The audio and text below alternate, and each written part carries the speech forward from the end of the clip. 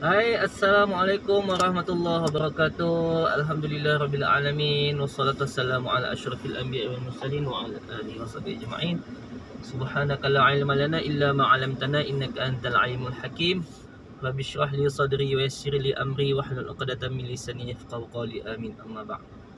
Alhamdulillah, bersyukur kepada Allah Subhanahu wa taala. Hari ini hari keberapa yang kita dah berpuasa.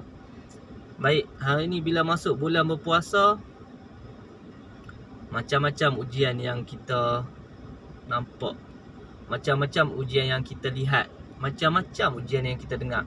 Ada di antaranya kes apa? Kes isu kapal selam, kapal selam daripada Indonesia tenggelam. Jadi apa yang begitu menyentuh hati saya bila saya tengok ada satu video tu, seorang kanak-kanak tu, dia macam seolah-olah berat untuk melepaskan ayah dengan mak dia untuk bukan ayah dan mak dia, berat untuk melepaskan ayah dia untuk pergi bertugas sebagai anggota tentera lah dalam kapal selam tersebut. Sedihlah tuan-tuan dan perempuan bila ada anak kecil macam tu kan. Tapi apa-apa pun tu semua dalam kekuasaan Allah, tu semua dalam qada dan qadar Allah Ta'ala. Allah Ta'ala yang susun benda tu. Kalau Allah Ta'ala nak benda tu jadilah kun fayakun. Jadi tak ada siapa pun boleh larang kan. Jadi kita sebagai manusia, kita sebagai hamba dia, tugas kita apa dia? Tugas kita untuk menyembah Allah, mengabdikan diri kepada Allah. Mengabdikan diri ini bukan maksud kata abdi ni abdi dalam semayang saja, dalam ibadah sahaja. Abdi ini dalam erti kata kita abdikan seluruh kehidupan kita tu kepada Allah Ta'ala. Allah, semua tu Allah di depan. Bukan kata bila nak semayang saja, nak buat ibadat saja Allah. Nak makan nasi saja baru kita baca doa makan. Bukan macam tu. Sebenarnya Islam is a way of life. Bila sebut Islam saja, benda apa yang berkaitan dengan kehidupan kita, semua Islam. Siapa kata semua benda tu tak ada dalam Islam? Nak masak, ada dalam Islam. Nak kahwin, ada dalam Islam. Apa dia lagi? Nak pergi berperang, ada dalam Islam. Nak belajar, ada dalam Islam. Semua ada dalam Islam. Oleh sebab tu kita ni sebagai hamba Allah kan, kita kena letakkan Islam dulu kat depan kita kan. Sebab apa? Sebab inna dina indallahil Islam. Agama di sisi Allah ni Islam kan. So bila kita meletakkan Islam sebagai tunjang, kita letak di depan, insya-Allah benda apa yang kita lakukan insya-Allah ada keberkatan. Contoh yang mudah lah, kalau orang nak pergi berperang tadi kan, naik kapal selam kan, ataupun kita ambil contoh yang lain lah, orang yang nak pergi pergi ke mana, dia nak pergi berperang lah, contoh di luar negara dan sebagainya. Dia bukan niat dia kerana Allah, jadi rugilah. Jadi kita apa-apa kita kena niat kerana Allah. Sebab kalau kita niat kerana Allah, insya-Allah Allah akan bagi pahala kepada kita dengan cara yang kita tak tahu, yang kita tak sedar. In 400 meters, make a U-turn. Tu iklan lah. Iklan. Sebab apa? Sebab manusia ni boleh tersilap. Tapi bila kita manusia ni, kita boleh tersilap, Waze boleh tolong bagi tahu kita kan. Berapa jauh boleh U-turn. Tapi kita manusia ni, make a U-turn on K364 Jalan Tanjung Bendahara. Nampak? Dia suruh make Then a turn U-turn. left on K138 Jalan Alarming Kudu. Tu dia, nampak? Tapi dalam hidup kita ni tuan-tuan perempuan, bila kita tersilap, siapa yang nak bagi panduan kepada kita? Tak ada siapa nak bagi panduan kepada kita. Macam sekolah dulu-dulu cikgu nak main pesan, tak ada. Apa-apa sendiri-sendiri lah, nafsi-nafsi lah.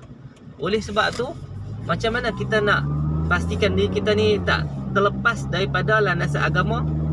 Macam saya sebut tadilah, macam saya share tadilah, apa-apa pun kita kena letak Islam dekat depan. Kalau kita letak Islam dekat depan, insya-Allah selamat kan. Jadi ada satu kisah ni, ada seorang budak ni kan, dia Turn left on K138 Jalan Alarming Kudu. Sebab apa nak bunuh diri? Sebab dia stres, dia tak ada kerja. Lepas tu dia stres dengan orang kampung, dia stres macam segala-gala macam benda lah. Jadi bila dia stres macam tu, macam-macam dia fikir. In 1.1 kilometers, turn left in Jalan Langkangan Timur. Bila jadi macam tu, kita kesian lah kan. Kesian sebab apa? Sebab nasib dia macam tu. Tapi itu bukan bererti tiket untuk dia buat sesuatu di luar norma agama. Bila dia kata stres, aku stres lah, aku nak pergi bunuh diri lah, malah fikir dunia. Jangan macam tu. Sebab apa? Kita kena yakin, kita kena ingat. Allah pesan kepada kita, pesan apa? Allah pesan jangan berputus asa daripada rahmat Allah. Ha? Wala tai'asu min rahmatillah. Jangan sesekali kamu putus asa daripada rahmat Allah. Rahmat Allah ni sangat luas. Kan? Bila kita putus asa daripada rahmat Allah, itu habislah kita. Tapi bila kita nak keluar daripada segala masalah kita, segala musibah yang melanda, kita letakkan sepenuhnya kebergantungan kita kepada Allah Subhanahu Wa Taala. In 300 meters, turn Jadi left. macam kes kapal selam tu kan, saya ada tengok lepas tu hari ni saya nampak pula ada update terbaru, kata jumpa sejadah terapung, adalah peralatan mengenai kapal selam lah dah terapung kan. Jadi tak tahulah, mungkin mereka ni Turn left in Jalan Langkangan Timur. dah tak ada ke dah macam mana tak, itu kita serahkan kepada Allah Subhanahu Wa Taala. Andai kata mereka ni pergi bertugas sebagai askar, niat In mereka untuk 3.5 kilometers, turn right on K135 Jalan Datuk Kumbar. niat untuk pertahankan agama mereka, insya-Allah mereka dapat syahid di sisi Allah. Ubadinus, orang kampung saya kata kan, siapa yang tahu kan. Itu bahagian mereka, tapi bahagian kita ni macam mana? Kita dah terfikir tak kita ni nak mati? Dah terfikir tak? Kan? Sedangkan contoh saya bagi isu yang mudah kan. Nyamuk datang kat tangan kita tampak pak tampak nyamuk. Nyamuk mati. Bila nyamuk mati, adakah kita rasa tu kematian tu sesuatu yang dekat dengan kita? Kita tak rasa macam tu. Kita rasa benda biasa kita bunuh nyamuk, semut terpijak semut. Wahal matinya semut tu adalah matinya makhluk Allah. Semut makhluk Allah. Apa binatang-binatang lain pun semua makhluk Allah. Siapa yang ambil nyawa mereka? Siapa yang Allah tugaskan ambil nyawa makhluk? Siapa dia? Malaikat Allah Israel. Kan? Tapi itu kematian yang dekat dengan kita, tapi kita tak rasa itu sebagai satu kematian. Maka inilah yang perlu kita perhalusi balik perhalusi balik di mana kita sebenarnya kedudukan kita, iman kita. Sebab apa tuan-tuan? Sebab iman ni sesuatu yang kita perlu perbaharui setiap hari, tingkatkan setiap hari. Sebab manusia ni Allah datangkan dengan pelbagai ujian. Kan? Adakah kamu menyangka kamu berjaya sedangkan kamu masih belum diuji? Kan? Ini yang kita perlu renung balik, kita perlu fikir balik. Sebab apa? Sebab kita semua nak jadi orang berjaya. Kita nak balik ke rumah kita yang asal. Rumah kita bukan dunia. Kamu bekerja siang malam. Apa tujuan kita bekerja teruk-teruk? Apa tujuan? Contoh kawan-kawan buat YouTube. Apa tujuan kamu buat YouTube teruk-teruk semua? Nak duit. Duit itu untuk apa? Untuk senang. Lepas senang tu kamu nak apa? Tanya balik apa? Sebab tu kita kena perbarui niat kita.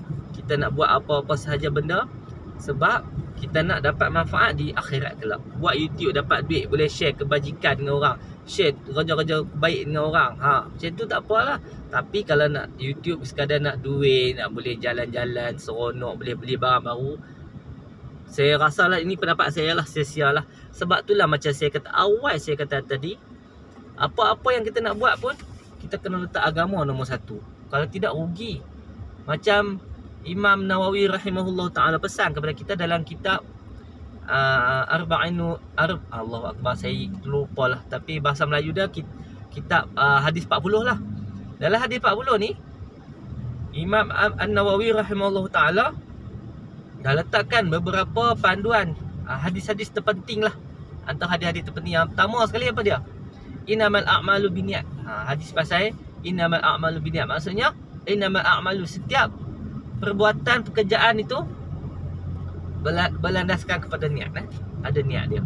Jadi kita sebagai hamba Allah, kalau kita buat sesuatu kerja, kita buat sesuatu apa-apa sajalah kat dunia ni, kalau kita tak berlandaskan kepada niat, maka rugi kita. Rugi sebab apa? Rugi sebab kita tak dapat kemanisan pekerjaan yang dilandaskan dengan agama. Niat. Contoh kita kerja apa? Kerja kita contoh apa, seorang makcik ni dia kerja dia suri rumah. Dia masak. Kalau dia masak kosong saja, dia tak niat, kan? Rugilah dia sebab dengan niat tu boleh menentukan adakah sesuatu adat itu menjadi agama. Tapi berdasarkan syarat-syarat tertentulah. Adat kebiasaan. Contoh bangun pagi kita makan sarapan. Kalau kita niat, ya Allah aku sarapan ni, ya Allah aku dapat tenaga, dengan tenaga ni lah ya Allah aku nak beribadat, aku nak cari rezeki yang sempurna kepada anak In cucu 300 aku. meters, turn right on K135 Jalan Datuk Kumbar. Okey, iklan. Salah, sesat Sesat di dunia tak apa, jangan sesat jalan ke akhirat. Baik cerita tadi. Bila kita niat macam tu, ya Allah tolong aku, ya Allah aku niat ni, ya Allah aku niat ni, insya-Allah Allah akan permudahkan kita. Tapi kalau kita buat sesuatu pekerjaan, kita tak simpulkan dengan niat, kosong macam tu saja, rugi tak? Memanglah sangat-sangat rugi. Sebab apa? Sebab kita pun tak banyak amalan yang kita boleh buat dalam dunia ni. Maksud saya, kita sebagai manusia ni, kalau kita nak bandingkan kita dengan ulama-ulama terdahulu, macam mana para ulama, ada kisah Imam Syafi'i khatam Quran bulan puasa berapa puluh kali kan. Kita ni rasanya setahun sekali, 2 kali pun belum pasti, belum tentu habis. Itu saya lah, bukan tuan-tuan dan perempuan.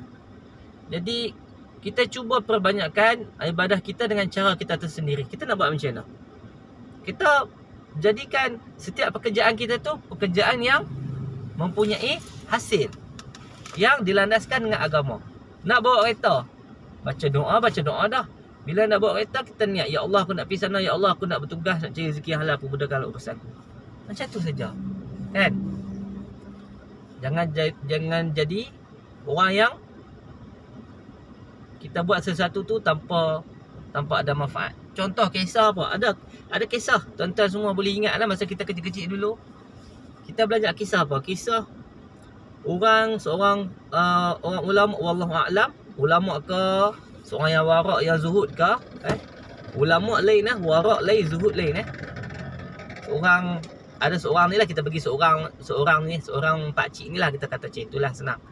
Dia ni seorang yang zuhud.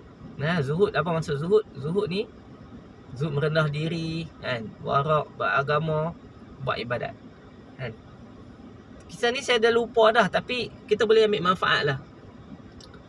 Pada satu hari, kan, dia nampak ada pokok besar. Saya terlupa dah kisah dia. Adakah kisah ni orang pergi puja pokok tu ke macam mana, saya tak ingat lah. Tapi ada berkaitan dengan pokok lah. Satu hari dia pergi ke pokok tu, dia nak tebang pokok tu. Lepas tu dia ada syaitan kot, salah saya kaji tak tahu, keluar main lawan dengan dia. Dah kali dia tewas. Bila tewas, makhluk Allah tu kata apa? Makhluk Allah tu kata, hang tak payah tebang pokok ni, kan? Aku bagi ke hang 3 wang dinar setiap hari bawa bantai hang, kan? Dia pun setuju. Wallahu a'lam. Kita tak tahu kisah ni betul ke tak, tapi kita boleh ambil sebagai panduan. Bila dia setuju, satu hari tu dia duk dapat, satu hari tak dapat. Bila tak dapat, kan, dia pun letih. Dia kata, kenapa tak dapat ni? Bila tak dapat jadi masalah lah. Dia apa pergi bawa pokok tu, bawa kapal nak tebang dengan semangat. Turn right on K135 Jalan Datuk Kumbar. Iklan. So bila dia tebang, keluarlah makhluk Allah tu lain. Bila keluar, main lawan balik dengan dia. Lawan balik dengan dia. Bila lawan dengan dia, In 1.2 kilometers, turn right in Jalan Kampung Garages. Baik. Lawan dia kalah. Ini ada kaitan dengan kisah niat kita ni. Bila dia kalah, dia pelik. Kenapa bila dulu dia lawan kali pertama dia menang, kali ni dia kalah? Makhluk tu kata apa? Dia kalah sebab masa kali pertama dulu dia menang. Kali pertama tu dia nak kerana Allah.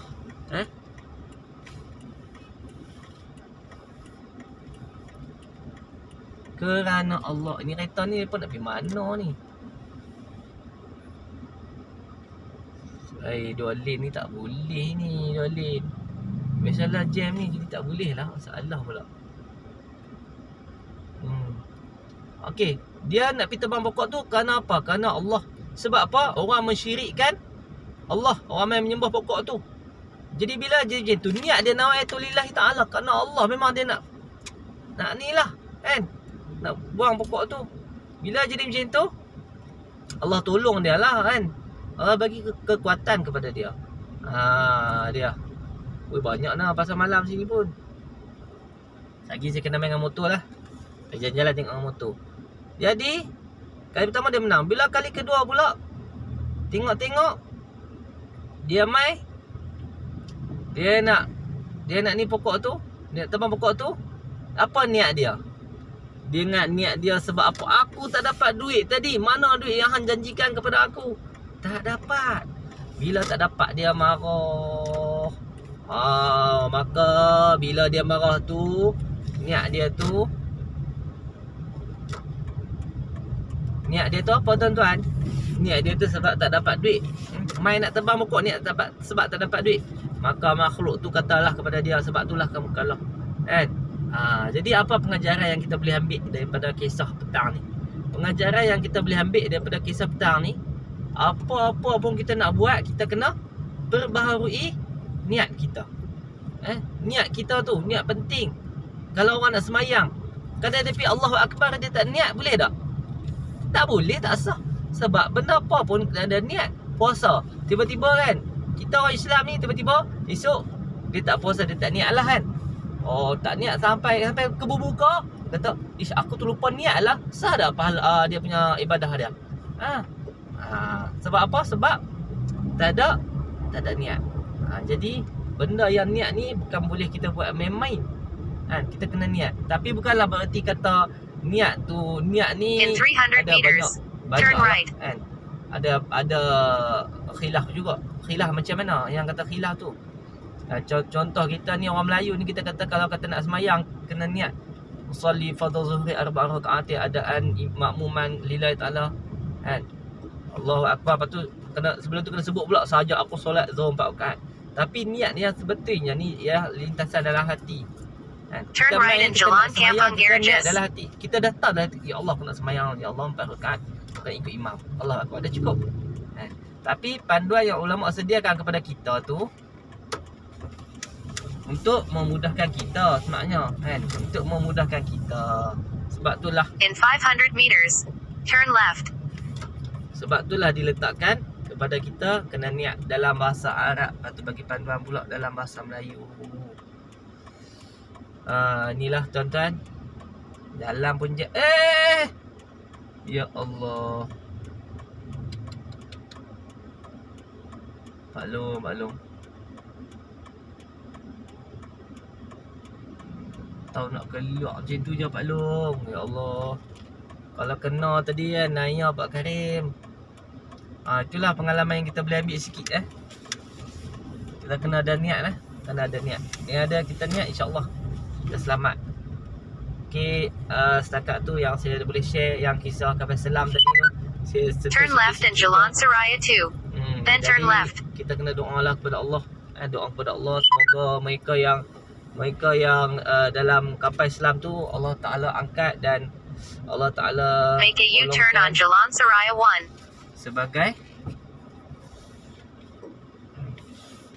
sebagai orang-orang beriman. Okey, itu saja setakat hari ini. Saya pun dah sampai. Mata saat tengok muka, saat tengok mata saya sendiri. Assalamualaikum warahmatullahi wabarakatuh.